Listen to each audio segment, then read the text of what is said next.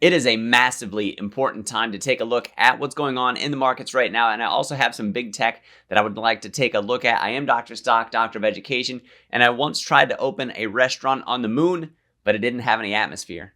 All right, we're going to take a look at SPY, QQQ, and then also we have Google, Apple, Nvidia, and Tesla. We should take a look at each one of those stocks in this video and to give commentary on each one. We do have the CPI numbers coming out at 8:30, so by the time you see this, we might already have that out, and that's definitely going to impact what we see happening in the markets, but I can still give you some technicals that we should be looking at. So here on SPY, we're looking at what is going on with this rising wedge pattern, and so far we are staying inside of it, and this 20-day is most definitely, so it's this little pinkish line that's going up through here. You can see it's even following sort of along this trend line that has acted for support several times before, so it's possible should we break through this that we want to watch for support happening there as well. So regardless if the sale happens today, but this trend line is what we want to watch. Breaking down below this is a bearish thing. We do still have room to the upside on this one for a little while, so we would be watching what exactly happens. And there's also the possibility that we break out of the top of it. This is something to keep an eye on though, because it is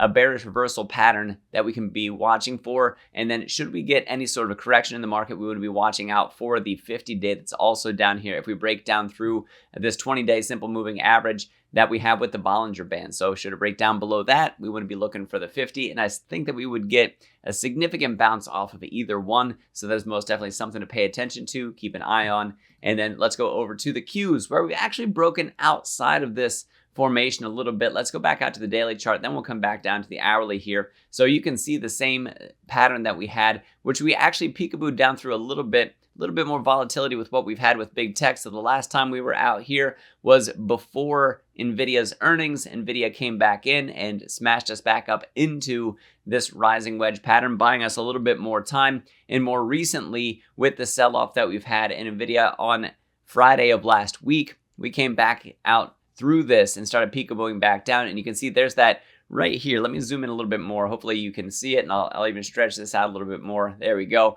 Right here, this is the line to pay attention to. That's the 20-day simple moving average, and getting a 2-candle close below that could be a bearish thing, sending us back down to the 50-day. Now, mind you, CPI is going to be impactful on that. We absolutely want to be watching for it, and we could possibly get some more time. So going down to the hourly level, on QQQ, and let's reset this view so you can see what's going on. We have a slightly bullish channel heading here, almost a range-bound trade, going all the way up to about 447 and coming all the way down to about 435. So watching anywhere in there for what exactly takes place. And so really this trend line right here, if we fail to break back up into that, that could send us back down for a while. So getting into some of the big tech, since it does highly impact what we have for the NASDAQ 100, which QQQ tracks, we have Google, and check this out. We've actually hit this trend line yesterday, and today we're right darn near that trend line again, and we're down below the 50, which is a bearish thing, but we're up above the 200, which is a bullish thing. So right now, will we find that 50? With the red here is the EMA, and the blue here is the SMA. We can watch either one of them. I really like the 50 SMA, so if we peekaboo back up above that, will we break the 50 SMA that's up here right now at about 143?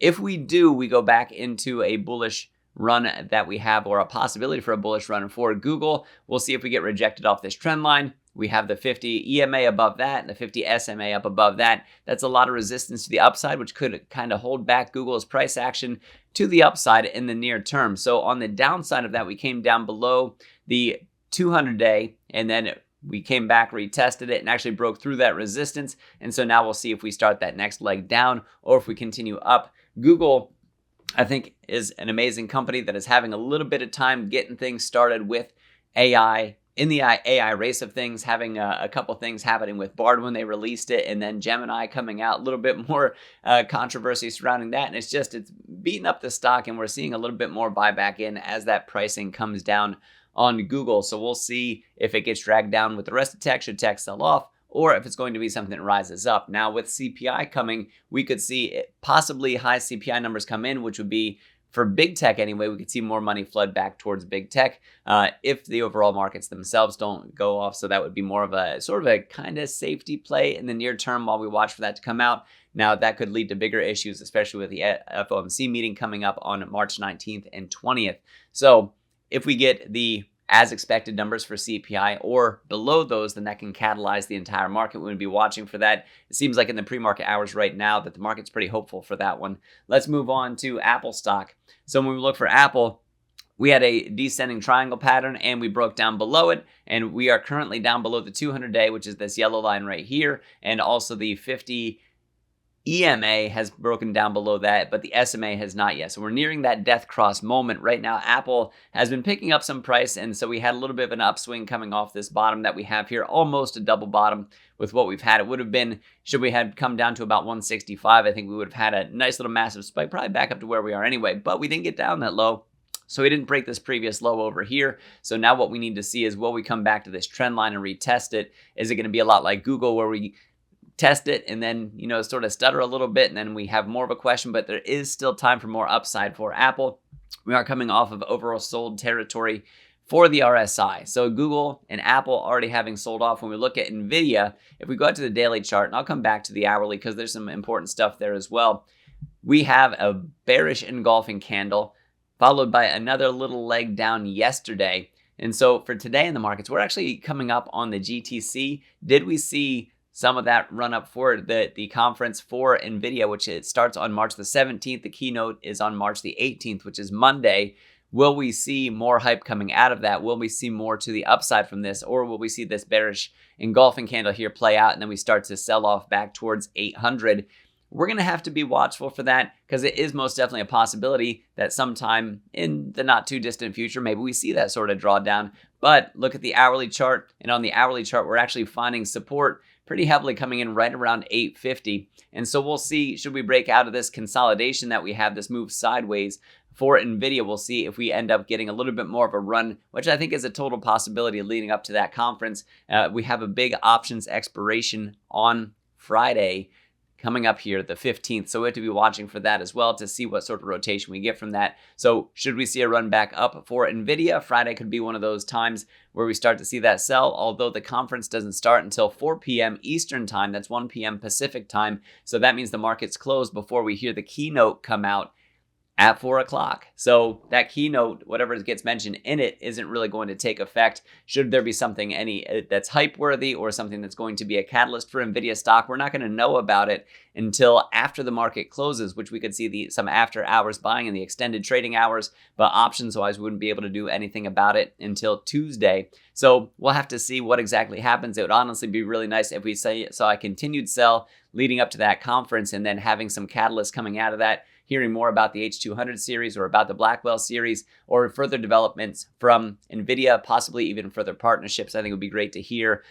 anything else that would be announced that would really put some more excitement into Nvidia stock to continue to the upside. I thought maybe we could get up to 1,000 before this thing turned around. We got close to it. So if we go to this high candle that we have here, we peaked out at 974. So we fell through about 3% shy, 2 to 3% shy of that $1,000 mark before turning back around on this thing. So we'll see for Nvidia. I remain bullish on Nvidia, and I don't know for right now if the next move is upward or downward. We're going to have to find out from that, but I can tell you that when we do get a continued downward move happening for Nvidia, I think it makes a quality company with a great stock a little bit more affordable in terms of it coming back, pulling back. I think there's some relatively good safety that comes along with it. Maybe not at these elevated levels, but there's a lot of forward pricing that's going into this, and that's where that risk comes in. Although I think 2024 and 2025 are both going to be great years for Nvidia, that big question is going to come out as the price continues to rise, and I do think that there's a 4-digit future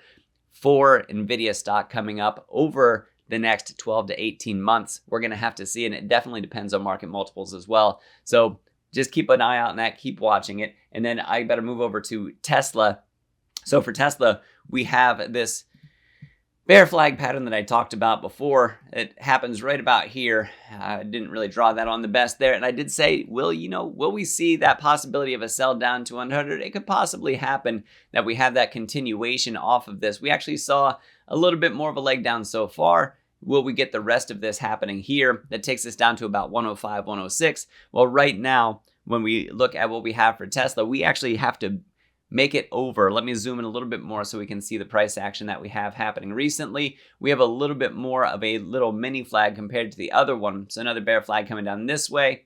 And what we're looking at for resistance for this is about 182, 183. If we fail to make it over that and instead we break down through support at about 175-ish, so falling through 175, even through 173, breaking down below that could be a much further sell that we see down to 167, 153, and then a few other points along the way.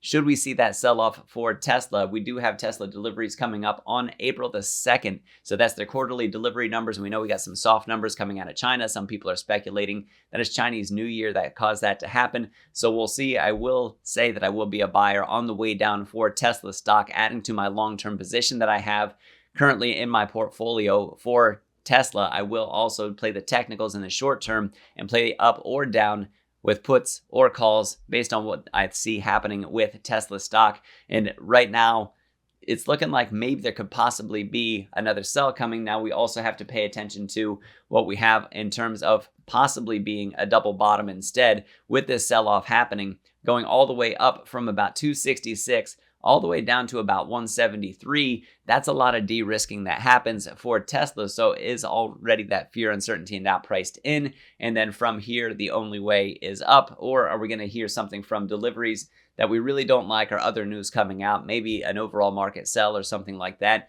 that pushes Tesla stock down even further? I can tell you that there are a lot of long-term investors that are absolutely chomping at the bit to get a hold of more shares of Tesla for cheaper than what they are now. And when Elon said between S curves, I agree with him. I believe that's where they're at right now, that they need to hit that next band that's really going to catalyze their revenue and their profits and really start to help out those profit margins. All right, guys, I'm going to let you go in this thing. Just let me summarize real quick for SPY, QQQ. We can ride those rising wedges a little bit higher for a little bit longer yet. At some point in time, we'll probably break down through the bottom trend line.